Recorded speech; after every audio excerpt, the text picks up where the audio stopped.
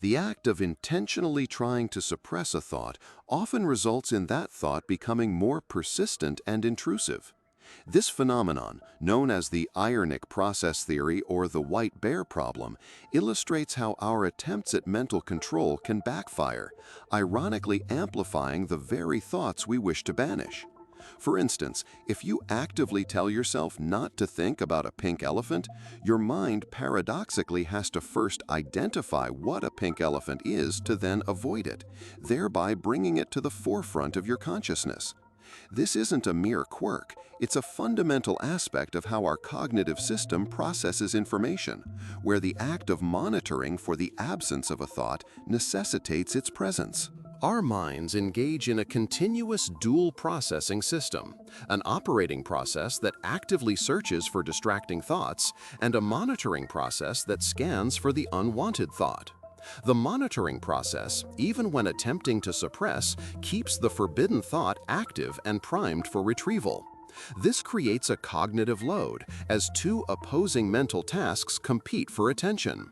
When our cognitive resources are depleted, perhaps due to stress or fatigue, the operating process falters, and the monitoring process, which keeps the unwanted thought on standby, takes over, making the thought even more likely to intrude. It's like having a mental bouncer at the door, but the bouncer needs to constantly know who they're looking for to keep them out, thus inadvertently making that person more prominent. Our attention acts like a spotlight, illuminating whatever it focuses on. When we try to suppress a thought, we are, by definition, directing our attentional spotlight onto that very thought, even if the intention is to push it away. This intense focus, however negative or resistant, paradoxically strengthens the neural pathways associated with that thought. It's akin to trying to make a dark room appear darker by shining a flashlight on all the corners you want to avoid. The very act of shining the light highlights what you wish to conceal. This mechanism explains why attempts at thought suppression are so often counterproductive, turning a fleeting idea into a persistent preoccupation. The more we attempt to push a thought out of the spotlight, the more firmly it embeds itself within our direct perception.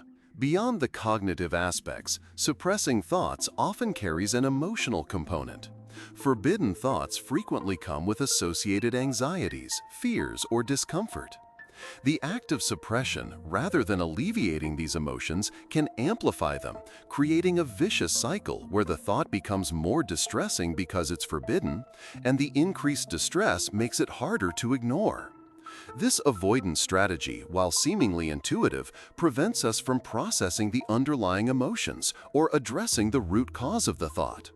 Instead of confronting the thought and its associated feelings, we create a mental pressure cooker where the suppressed content eventually bursts forth with greater intensity.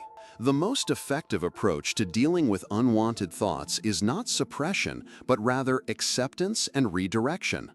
Acknowledging the thought without judgment and then gently shifting attention disarms its power.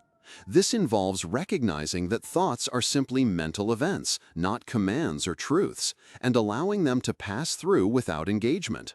Techniques like mindfulness, which train the mind to observe thoughts without clinging to them, are particularly effective. Instead of fighting the pink elephant, one might simply note its presence and then consciously shift focus to a different, engaging mental activity, thereby naturally diminishing its prominence without the ironic rebound effect.